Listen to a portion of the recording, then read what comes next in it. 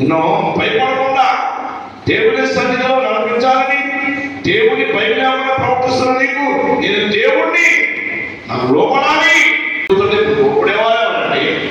అందుకని మన క్రియలు బట్టి మన ప్రతిఫలం జాగ్రత్త.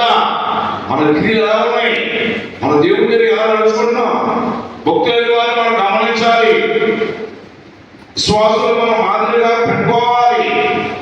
అలాగే లేఖనం తెలియజేస్తుంది.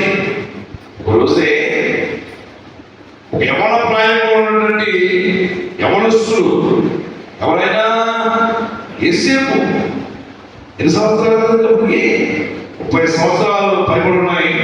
అలాంటి వయస్సులో ఉన్నటువంటి వ్యక్తి బానిస సేవ చేస్తానికి కొనుక్కున్నాడు ఫోర్తింపురు అనేటువంటి రాజుకి.